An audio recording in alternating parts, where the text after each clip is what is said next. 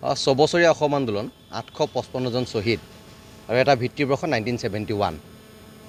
গতিকে ৰাইজৰ মাজত সন্দেহ আছে, ৰাইজৰ মাজত ক্ষোভ আছে, যিহেতু উজনিৰ ৰাইজে বা অসমৰ ৰাইজে কেতিয়াও 1971টো বিচৰা নাছিল, 1951টো বিচাৰিছিলে।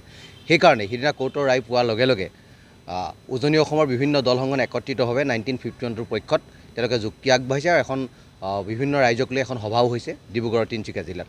গতিকে সেই কথাটো আমি সিদিনা আছুৰ যিখন মিটিং আছে সেই মিটিংখন আমি উপস্থাপন কৰিছোঁ।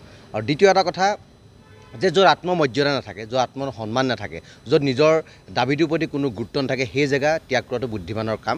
6 জনগোষ্ঠীৰ জনজাতিকৰণ বিষয়টো অসমৰ জাতীয় সমস্যা। এই জাতীয় সমস্যাটোক যদি কোনোবাই আওকাণ কৰি বেলেগ সমস্যাৰ ওপৰত যদি মনোনিৱেশ কৰে, তেতিয়া আমাৰো কিছুমান কথা গাত লাগে। সেইকাৰণে আমি কৈছোঁ যে 6 জনগোষ্ঠীৰ জনজাতিকৰণৰ বিষয়টো আমি নিজে সমাধান কৰিম আৰু 6 জনগোষ্ঠীৰ জনজাতিকৰণৰ বিষয়টো আমি নিজে সজোৰে উপস্থাপন কৰিম। কাৰণ অসমৰ 4 কোটি জনসাধাৰণৰ ভিতৰত 1 কোটি 80 লাখ হৈছে 6 জনগোষ্ঠীৰ জনজাতিৰ লোক। গতিকে এই 6 জনগোষ্ঠীৰ লোকসকলে কেনেকৈ অসমত জীয়াই থাকিব লাগে, কেনেকৈ নিজস্ব দাবীটো উপস্থাপন কৰিব লাগে আৰু অসম আৰু অসমীয়াক কেনেদৰে ৰক্ষা কৰিব লাগে, সেই কথাটো তেওঁলোকে জানে। আৰু সেইকাৰণে আমি স্পষ্ট কথা যে 6 জনগোষ্ঠীৰ জনজাতিকৰণৰ বিষয়টো লৈ কাৰো লগত আপোচ কৰা নহ'ব।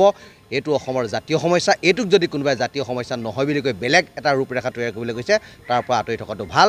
আৰু 6 জনগোষ্ঠীয়ে কেতিয়াও জনজাতিকৰণৰ বিষয়টো লৈ কাৰো লগত আপোচ নকৰে।